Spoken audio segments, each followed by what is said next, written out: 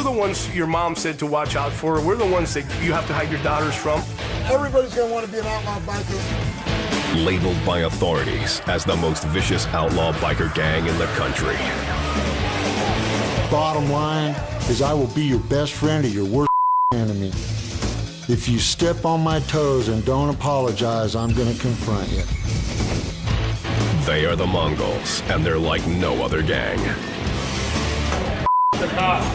They have a code of conduct, an expectation of each other that they will suffer no slight. Who the f are we? We have a kind of a mantra that's respect few, fear none. I had to pull my knife out and cut her loose to get her up. She couldn't get off. They will take on any challenger, no matter what the odds. I'm gonna get up and keep coming at you until I can't do it anymore. And they will fight to the death to defend the Mongol name. I'm willing to take a bullet for one of my brothers, and my brothers are willing to take a bullet for me.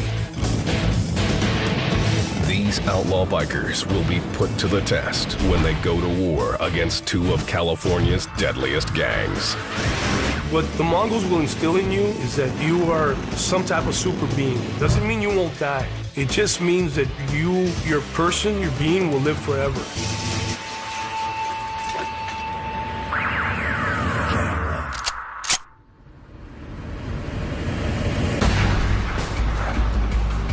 Commerce, California, November 1999. 7 miles east of Los Angeles, 42-year-old Daniel Herrera went looking for his wife at Niños, a local bar.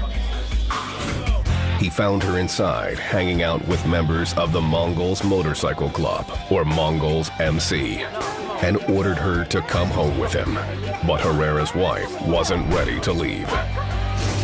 Los Angeles DA Max Huntsman prosecuted the case.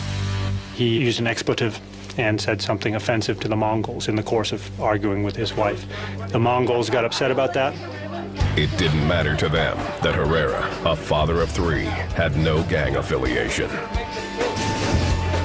He crossed the line of no return when he'd insulted them. There is something worse than death, and that is disrespect.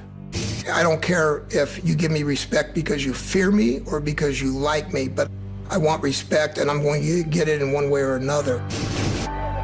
To pay the price for his disrespect, Herrera would come face to face with the Mongols' brutality.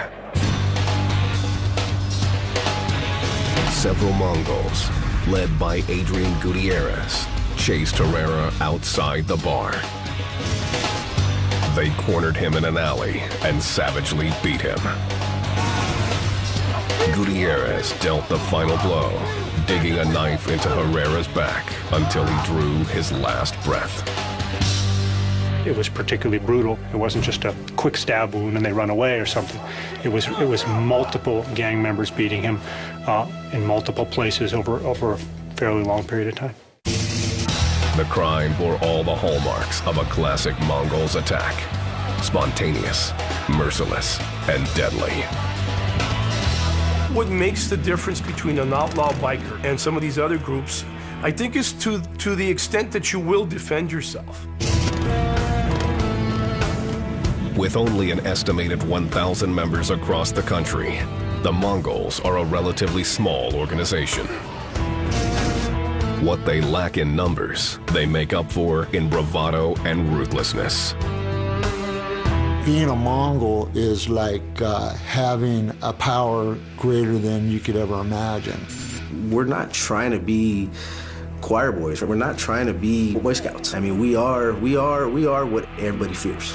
Members say they belong not to a gang, but a Mongol nation. And they pledge the highest form of loyalty and self-sacrifice to each other. Roger Pinney was a national president and one of the original Mongols.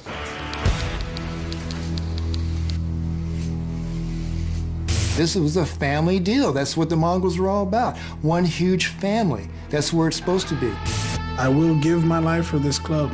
You know, don't get it twisted. Anybody out there watching this, I will die to make sure that the brother behind me can live, you know? Formed as an Hispanic alternative to white motorcycle gangs like the Hells Angels, the Mongols have established multi-million-dollar drug smuggling rings, competing with their rivals for a cut of the cocaine and methamphetamine trade. They also smuggle guns and steal choppers. You know, grand theft motorcycle. And they're very good at it. They chop up the vehicles, they make other vehicles from them, they switch VIN numbers. There's a lot of that. They're very organized, they're very in control, they're very serious. They have officers, they meet regularly, and they are communicated to what they will and won't do. Despite the gang's criminal record, the Mongols' current president, Ruben Doc Cavazos, insists that their activities are all above board. Are there members that do things that maybe, you know, I don't approve of? Yeah, okay, there is. But is it part of a club function? No. Do we try and discourage it? Yes, we try and discourage it. Cavazos was raised in East LA. In his youth, he was a member of the Avenues, one of the toughest, most hardcore gangs in California. The Avenues are part of a large coalition of Southern California Hispanic gangs known as Sureños.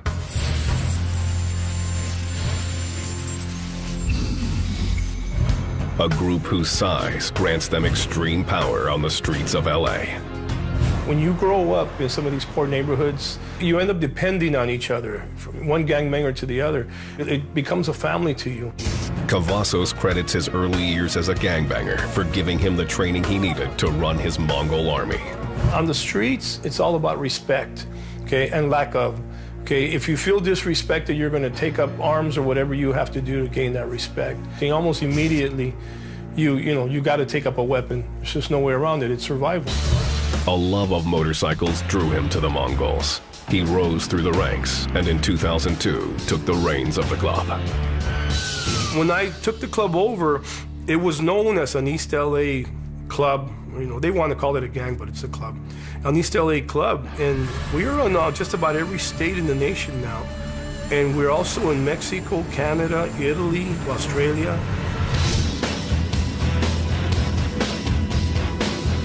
As national president, Cavazos began a recruitment drive, bringing Sureño gang members into the Mongols in order to bolster their ranks. They weren't necessarily as motorcycle-oriented, but they were violent-oriented. So they made good soldiers within the gang and good bodyguards and good criminals. But many of these Sureños were already controlled by the Mexican mafia, known on the streets as La M.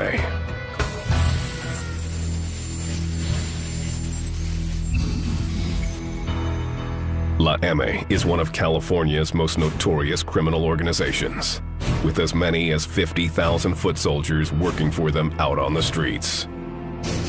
These foot soldiers execute the mafia's orders and pay them a cut from their drug trade. When Cavazos started bringing mafia-connected gang members into the Mongols, he created a web of tangled loyalties.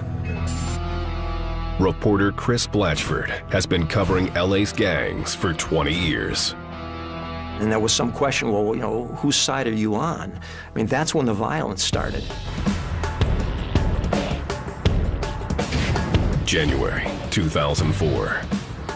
The trouble began in Rosemead, California, a small town 11 miles east of LA.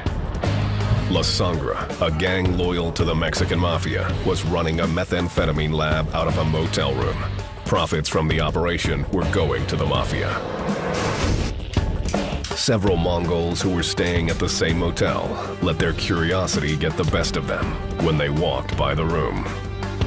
They saw something they recognized as drug dealing, and they get into a verbal exchange with the gang members who are running the drug lab, and eventually it turns into a confrontation. After trading heated words, one of the mafia members pulled out a gun and fatally shot one of the Mongols.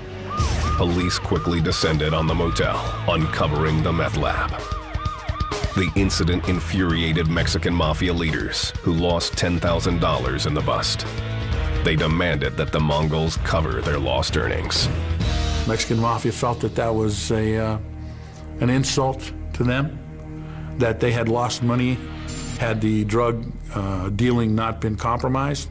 And so they told the Mongols, you owe us some money. Not only did the Mafia order the Mongols to pay for the lost lab, they issued a bigger, sweeping demand. Because many of the new recruits working part-time for the Mongols had ties to the Mexican Mafia, the Mafia demanded a percentage of all the Mongols' drug sales. They see these other Latino kids joining the Mongols as people who have affiliation towards them. The Mexican Mafia went, wait a minute, you're selling drugs and you're working with the Mongols and you're kicking back money to the Mongols? The Mongols are gonna pay us a drug tax. A representative from the Mexican Mafia paid a visit to the Mongols' president, Doc Cavazos. And he says to me, well, you guys need to pay your tío, which is uncle in Spanish. And I said, well, I'm not giving my tío anything. I explained to him that's not what we're about and that we are not giving up a penny. Cavazos later called together his Mongol army to take a vote that would determine the gang's fate. I asked him, what do you want to do? Meaning, do you want to pay them? How do you want to handle this? All at once, they just scream, no, we're not paying them. When they stand up in unity and say, we'll go to war, it's really something because they mean it. It was a question of respect. Authorities believed it would be a bloodbath. The Mongols, they don't control the whole system the way the Mexican Mafia does. And the Mexican Mafia is very patient and will wait until its opportunity arises, and then, a lot of people will die. The Mongols vowed they would never surrender. And to let you know that a Mongol will always win. A Mongol will always come out on top. I will not lose. If I'm down, I'm gonna get up and keep coming at you until I can't do it anymore.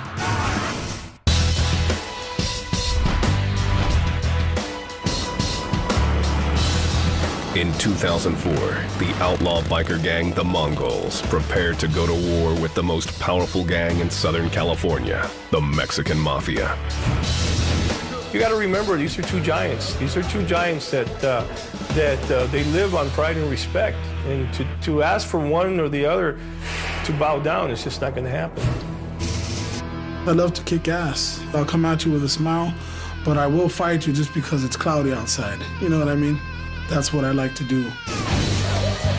The Mongols were no strangers to violence. The gang had been at war with their chief rival, the Hells Angels, for decades. It was a war that defined the Mongols' history and who they are today. The Mongols motorcycle gang originated in Montebello, California in 1970, naming themselves after the legendary army of conquerors led by Genghis Khan. In spite of their name, the Mongols had humble beginnings. Barred from joining the Hells Angels due to their Hispanic heritage, a half dozen came together to form the gang. The original credo of the Mongols is that they were guys riding Harleys. That's really the genesis of it. Like many of the original Mongols, former President Roger Penny was a Vietnam veteran. Most of us had post-traumatic stress, but we didn't want to admit it because we wanted to forget about it, and we were like disgraced. We were spit on when we came back in the airport. We were looking for a niche. A lot of these people haven't got families, so it's a family. At first, their goals were simple: ride together, party together, and rebel against society. But they weren't just friends bucking convention. The gang quickly attracted members with criminal tendencies, and soon the label outlaw stuck to them. Reports of stabbings, shootings, and statutory rape followed the Mongols wherever they rode. As they grew in numbers, the Mongols began to encroach on the Northern California territory of the Hells Angels. Soon, these disaffected war veterans traded one battlefield for another as they went to war over turf with the Angels. It was a fight that started over a black and white patch. A Mongol's proudest possession is a patch displaying their club colors. Worn on their vests, it's split into 3 pieces with their logo in the middle.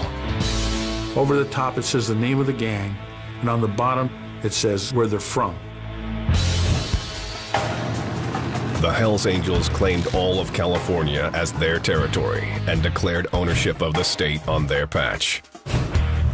Starting in the early 1970s, the Mongols also wanted to claim California and put the state name on their patch. The move infuriated the Hells Angels. Well, the Hells Angels came to the Mongols and said, you need to take it off.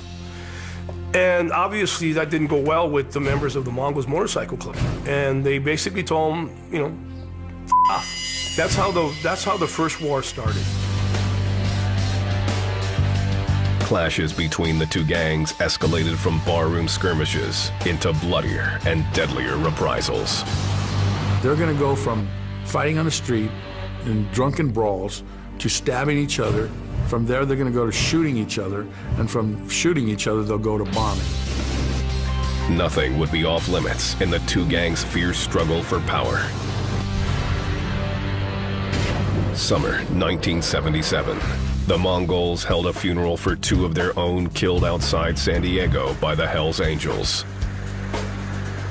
Just before the ceremony began, someone dropped off a bouquet of red and white carnations, the Hells Angels colors. He sets him up near the deceased and proceeded down the street. Before anyone can do anything about it, the car that he had drove up in exploded. 3 Mongols were injured in the attack. 2 months later, the Angels struck again, setting off another bomb, this time in a Mongol's bike shop in Los Angeles. Somebody sent a motorcycle tire in there to have a flat fixed. Unfortunately, the only person working was the kid brother of a Mongol member. When the kid was changing the tire blew up. It blew up the whole building and killed the kid. The Mongols retaliated. At a biker bar in Lemon Grove, California, 126 miles outside LA, 4 Mongols attacked and killed a ranking member of the Angels. Soon after that, the Mongols executed a Hells Angels chapter president. The executions of 2 higher-ups in the Angels organization set off shockwaves throughout the biker communities. In a series of meetings, top leadership came together and the 2 rival gangs made a pact. The Mongols could continue to wear the California patch, but agreed they would not open any new branches in Northern California.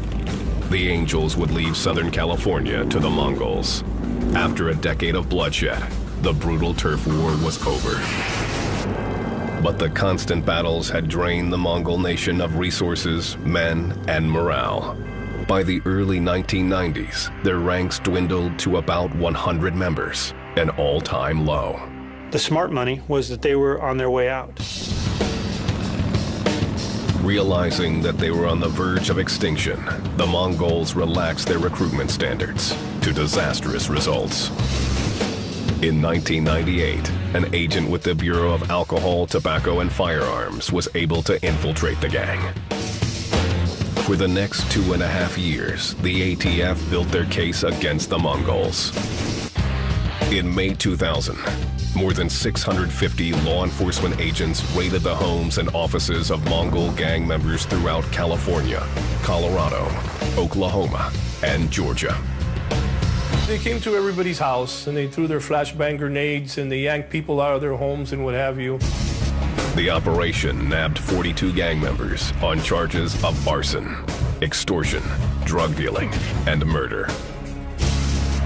The raids failed to take down any of the Mongols' top leaders, and the gang was soon on the rebound, this time coming back even stronger. The ATF bust had been televised throughout Southern California, and the exposure proved to be good for Mongol recruitment. I think we almost doubled in size. It's amazing how people come to you and want to join. By 2001, the Mongols were back in business. Their rapid growth had them again looking to expand north, a move that was forbidden by their truce with the Hells Angels. we wanted to start a chapter of the Mongols in San Jose, California.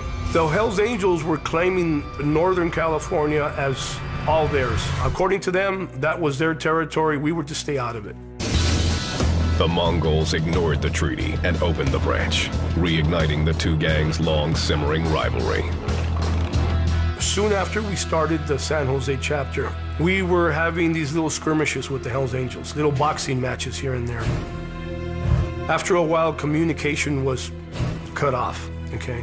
When one side no longer wants to negotiate or speak, you can bet there's trouble coming. Laughlin, Nevada, April 27, 2002. Tens of thousands of bikers from across the country descended on this casino town on the Arizona-Nevada border for the annual Laughlin River Run. The Mongols and the Hells Angels had arrived in full force, but were keeping a safe distance from each other, staying at hotels on opposite ends of the Strip. Until the night of April 27th, when the Hells Angels came looking for a fight. A group of angels went to drink at Harrah's, the Mongols' hotel. The casino's surveillance camera caught their entrance on videotape. Roger Pinney, the acting president of the Mongols, was on the casino floor with then Sergeant-at-Arms Ruben Doc Cavazos and dozens of Mongol foot soldiers. I went over to Doc and I says, we need to defuse this problem before it happens, and he said, I think it's already too late. According to Pinney, hoping he could ease the tension, he ventured into the swarm of angels, his every move captured on surveillance tape. And I started to make a communication which started to work, and I was talking to them, and actually we were laughing. Suddenly, one of the Hells Angels, or HAs, lunged at a Mongol across the casino floor. The two gangs erupted in a sea of violence. I grabbed a HA to pull him off another Mongol, and I was stabbed 4 times. Pinney went down, while all around him, Mongols and Hells Angels continued attacking each other with hammers, knives, bar stools, and beer bottles. Within minutes, police stormed the casino and ended the brawl. 1 Mongol and 2 Hells Angels lay dead on the casino floor, and more than a dozen were injured. With Mongol leader Roger Pinney out of commission, Ruben Doc Cavazos seized control and pushed Pinney to the side. I believed in Doc from the beginning. I was the one that helped bring him in because I believed it was his bull. And now I realize it is bull. Cavazos was now national president of the Mongols Motorcycle Club. After the bloody fight at Laughlin, Cavazos knew the Mongols were facing a new era of warfare against the Hells Angels. He needed to build up the Mongols' ranks and do it quickly.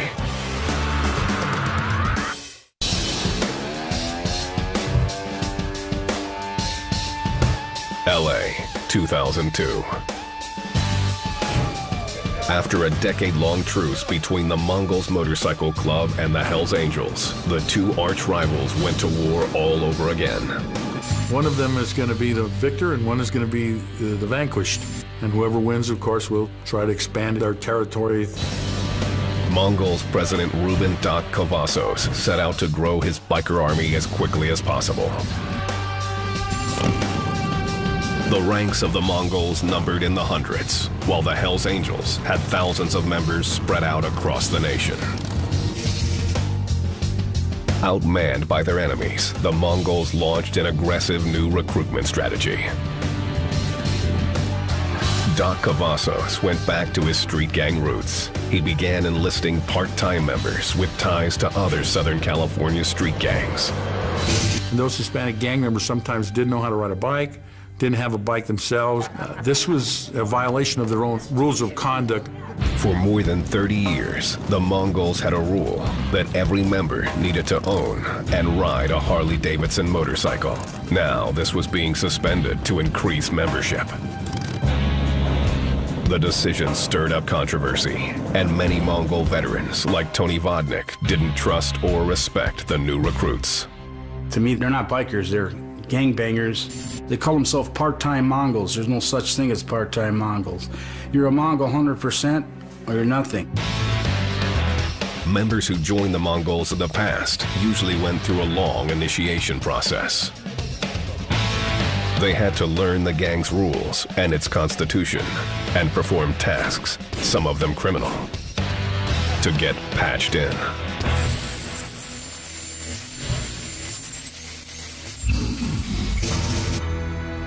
They have patches in which they are rewarded for certain kinds of behavior. And the behavior that they get a patch for is antisocial, violent, offensive behavior. These patches become part of a Mongol's bragging rights. A red wing for participating in group sex. A Laughlin patch for surviving the 2002 battle. And the skull and crossbones represents violent crime, including murder. Mongol Adrian Gutierrez, who fatally stabbed Daniel Herrera outside Nino's bar in Commerce, California, received one such patch. After Mr. Gutierrez committed the murder, shortly thereafter he showed up with a skull and crossbones patch. We learned that that was for killing somebody in support of the gang. And that's the kind of thing they take pride in. They're set forth in their bylaws what patches you can get, just like the Boy Scouts give merit badges. Every patched-in member is chosen for a unique skill he offers the organization. There may be a guy in the Mongols that's never done anything particularly violent, but he may be a good drug dealer, you know, and he's a money maker of some kind. Maybe he's not a drug dealer, but he has some other kind of scam going that he can bring money into the club. You know, another guy might be a stone killer, and he may be an enforcer. And that's what he's famous for. Each person has a role. The Mongols also sport tattoos, designed to cement their status as outlaws.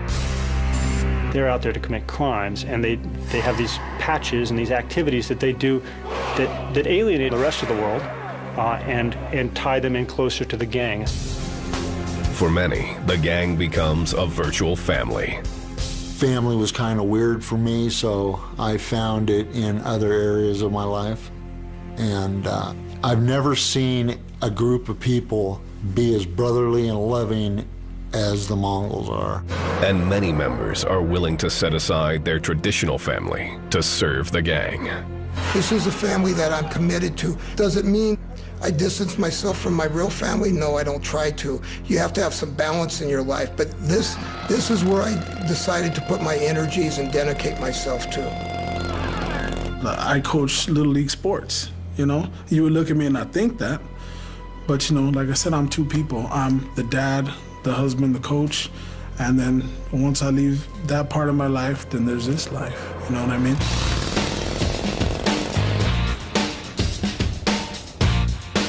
To be a Mongol requires following a strict military-like set of rules.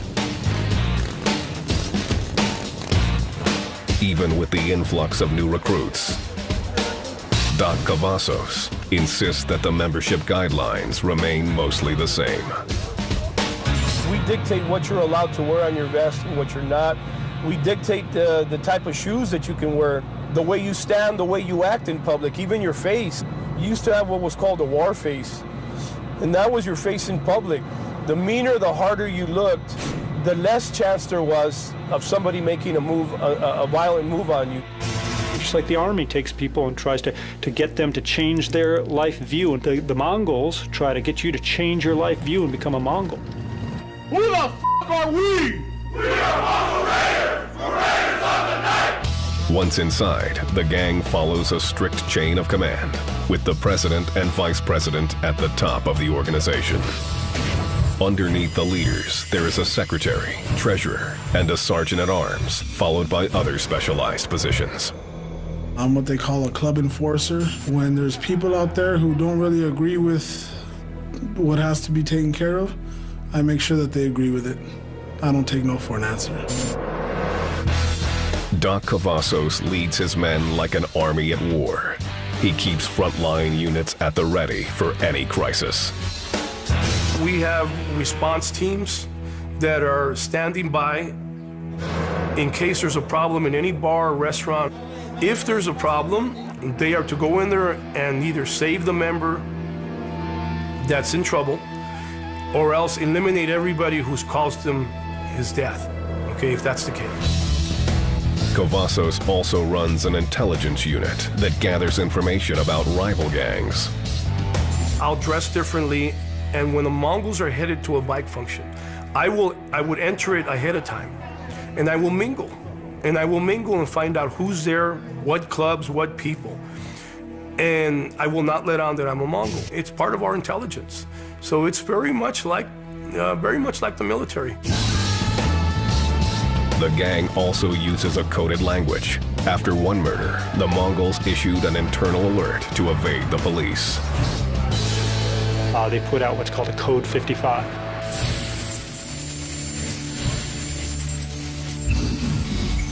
They told all their members in the area not to wear their colors, their vests that show the name of their gang, not to go out openly, not to carry weapons when normally they do carry weapons, and to avoid contact with law enforcement. That's the kind of organized criminal enterprise that allows them to function in the way they do. At the core of the Mongols' organization is the credo that every member must live by. It doesn't matter who you are, we don't fear you, okay?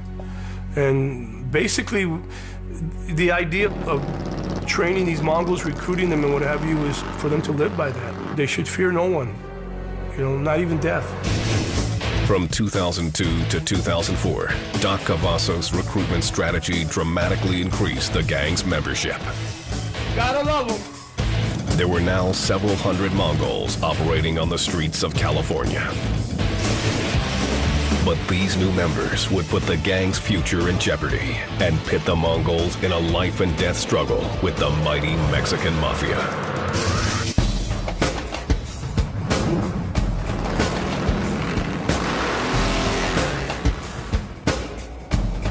January 2004.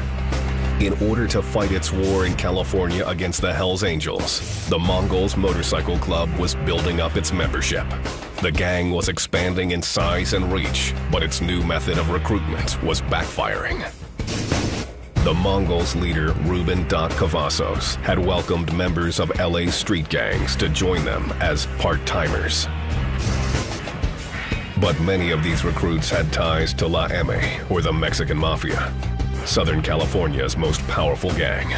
So you have a dichotomy. You can't serve two masters. Either you're a servant of the Mexican Mafia or you're a servant of the Mongols. And you can't be both, and that presented the problem.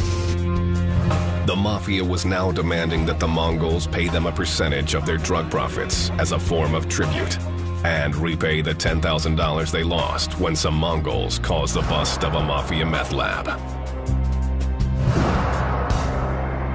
It's just never going to happen. The Mongols will never pay anybody.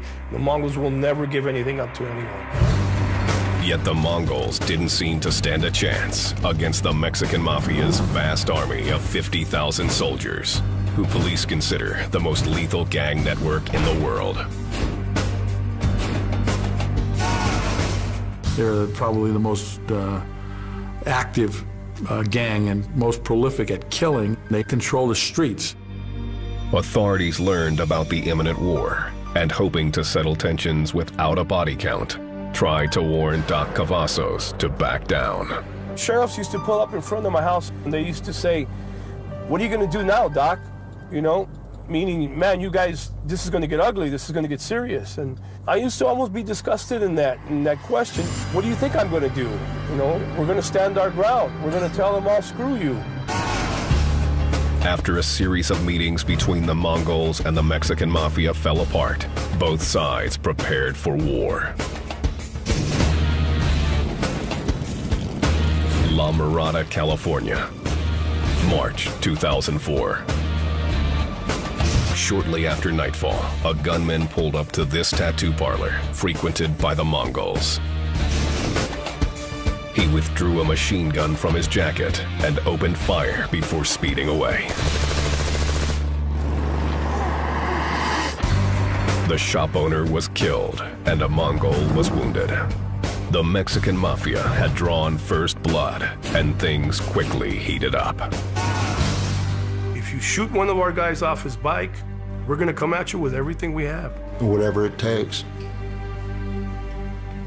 Wherever your imagination can go. I would be a soldier for this club no matter what. The Mongols became targets everywhere they went, and gun battles erupted all over East LA. We would be on the freeway, and a black SUV would get on up ahead of us, and when they'd pull up next to us, it would open fire on the motorcycle. There's people shooting at you. There's people trying to, throw you off the road, throw you off your bike. And we gave it back to them. I mean, I got to tell you, I'm not acting like we're just the victims. We're not. When the time came, we gave it back to them. The attacks hit closer and closer to home until the Mongols' own headquarters turned into a battle zone.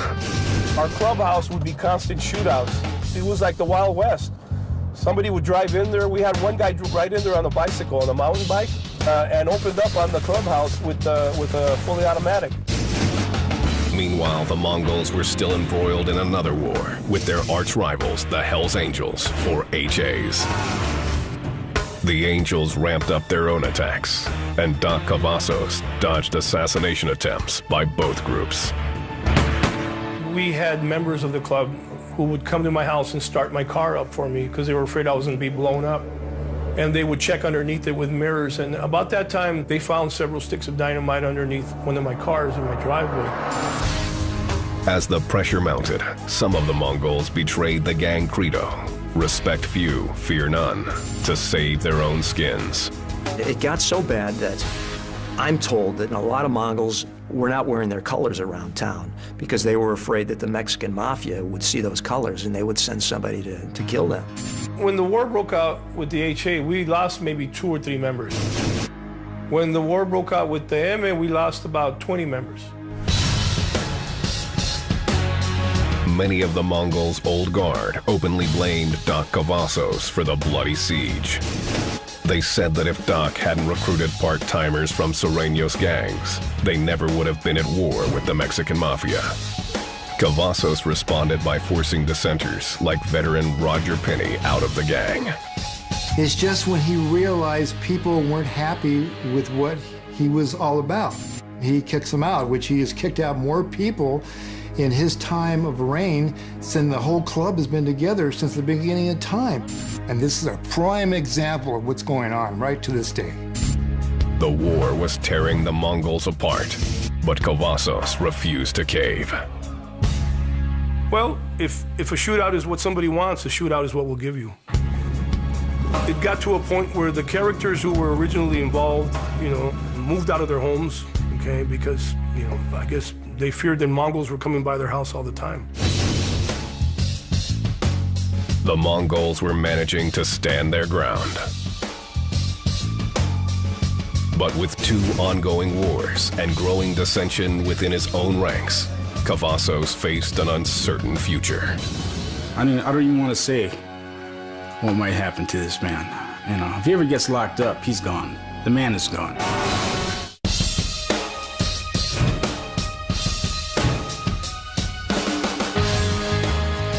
The Mongols were holding their own in a 2-fronted war with the Hells Angels and the Mexican Mafia. By December 2004, the Mafia was looking for an end to their conflict with the Mongols. I don't think anybody really wanted a war. The Mafia just wanted their piece of the drug action. But people were getting killed. A representative from the Mafia approached reporter Chris Blatchford, hoping to send a message to Doc Cavazos. He told me basically that Doc was going to be a dead man if he didn't start playing ball with them. Through his reporting, Blatchford served as a go-between, and the 2 sides sat down together.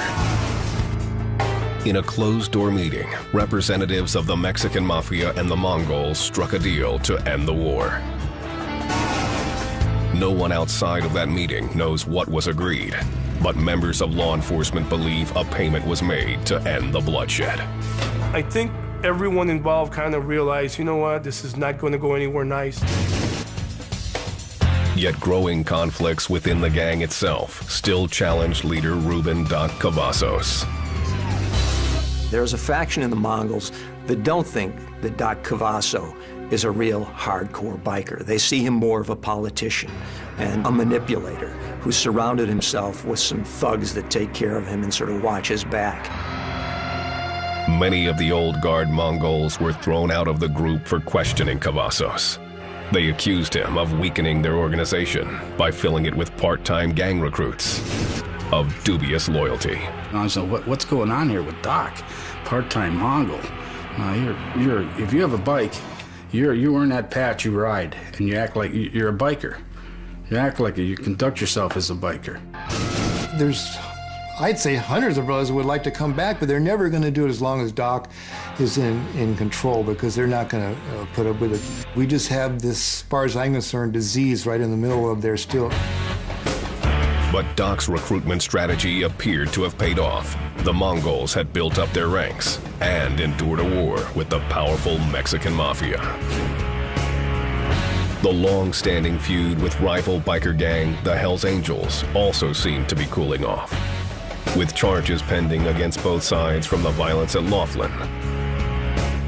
The gangs fell into an uneasy peace. These guys are all tough guys, but, they also want to live a life. I mean, I think that, bad choice of words maybe, but I think there was a feeling there, to bury the hatchet. The leaders, they don't want war. Nobody does. It's stupid. Our passion is riding motorcycles. It becomes difficult to ride your motorcycle when someone's trying to shoot you off of it. The battle may have died down for now, but animosity between the Mongols and Hells Angels runs deep. Here's the deal. You put a Hells Angel in front of me and he's got a ball-peen hammer in his hand, I'll shoot him. Straight up.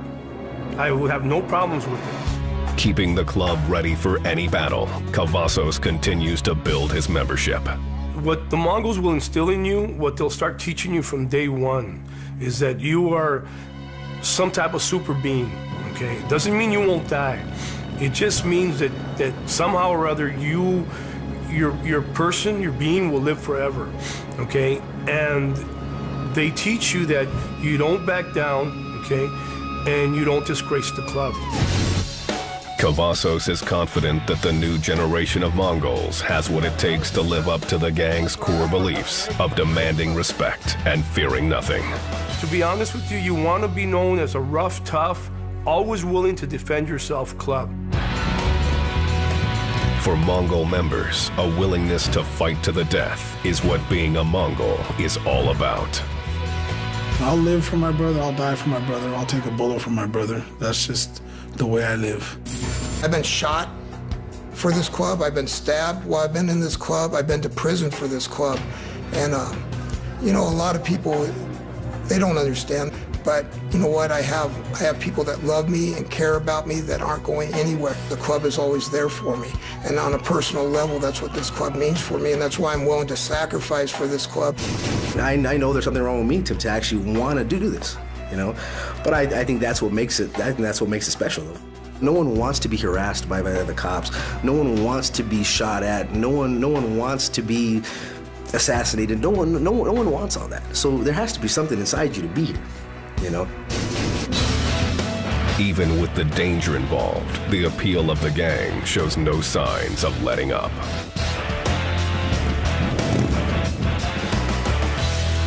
I think the public is readily available to accept the myth about outlaw biker gangs, that they're pretty neat guys on the open road on bikes, boom, boom, boom, boom. But if you ask what crimes they've committed, I think everything, murder, extortion, drug dealing, rape, the list goes on. The Mongols, it seems, are here to stay. We won't stop coming. We're the Mongol Nation. We will continue to do what we do no matter what. No matter who tries to stop us. The last time they tried to stop us, we got bigger. So every time they try to stop us, we're going to get bigger.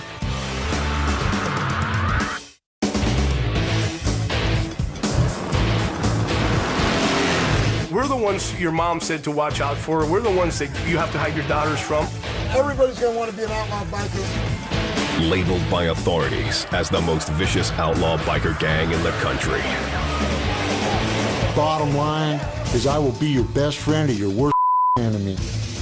If you step on my toes and don't apologize, I'm going to confront you.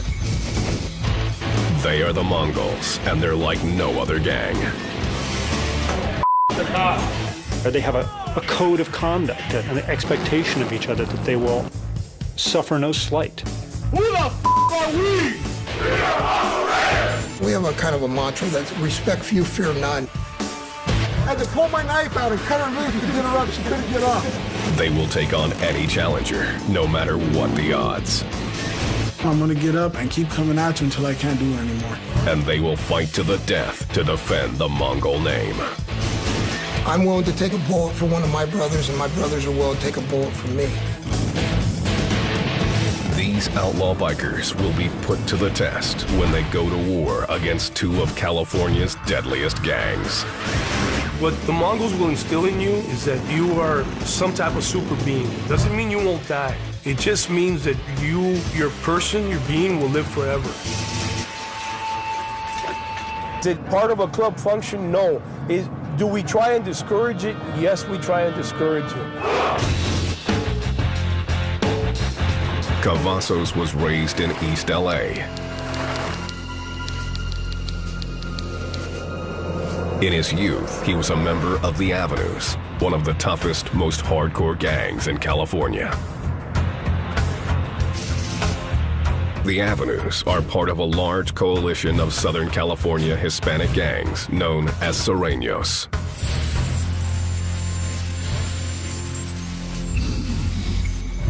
A group whose size grants them extreme power on the streets of LA.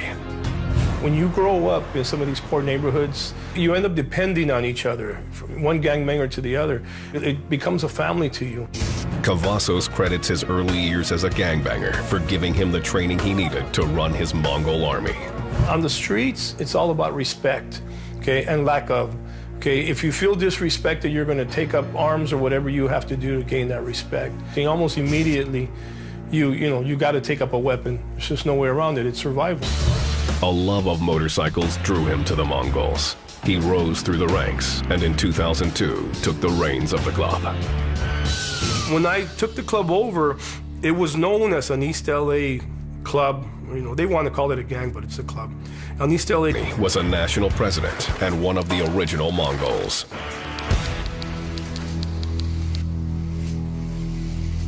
This was a family deal. That's what the Mongols were all about. One huge family. That's where it's supposed to be. I will give my life for this club. Don't get it twisted. Anybody out there watching this, I will die to make sure that the brother behind me can live, Formed as an Hispanic alternative to white motorcycle gangs like the Hells Angels, the Mongols have established multi-million-dollar drug smuggling rings, competing with their rivals for a cut of the cocaine and methamphetamine trade.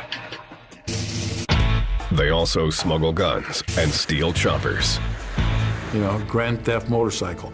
And they're very good at it. They chop up the vehicles, they make other vehicles from them, they switch VIN numbers.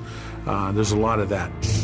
They're very organized, they're very in control, they're very serious. They have officers, they meet regularly, and they are communicated to what they will and won't do. Despite the gang's criminal record, the Mongols' current president, Ruben Doc Cavazos, insists that their activities are all above board. Are there members that do things that maybe, I don't approve of? Yeah, okay, there is. But is...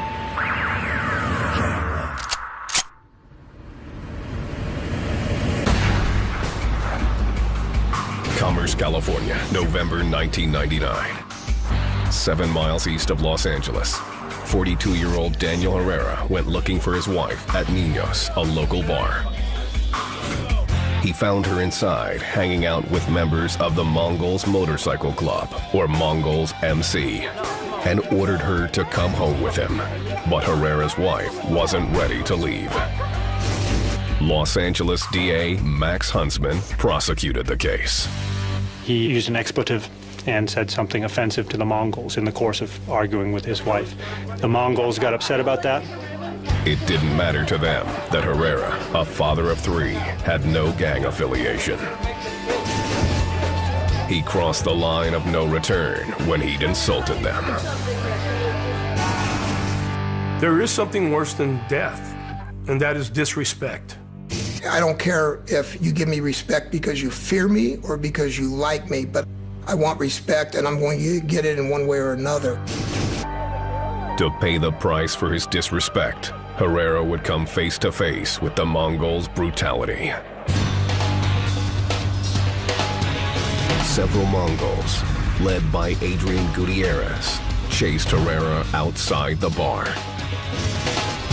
They cornered him in an alley and savagely beat him. Gutierrez dealt the final blow, digging a knife into Herrera's back until he drew his last breath. It was particularly brutal. It wasn't just a quick stab wound and they run away or something. It was multiple gang members beating him in multiple places over a fairly long period of time. The crime bore all the hallmarks of a classic Mongols attack: spontaneous, merciless, and deadly. What makes the difference between an outlaw biker and some of these other groups, I think, is to the extent that you will defend yourself. With only an estimated 1,000 members across the country, the Mongols are a relatively small organization. What they lack in numbers, they make up for in bravado and ruthlessness. Being a Mongol is like having a power greater than you could ever imagine. We're not trying to be choir boys. We're not trying to be Boy Scouts. I mean, we are what everybody fears. Members say they belong not to a gang, but a Mongol nation. And they pledge the highest form of loyalty and self-sacrifice to each other. Roger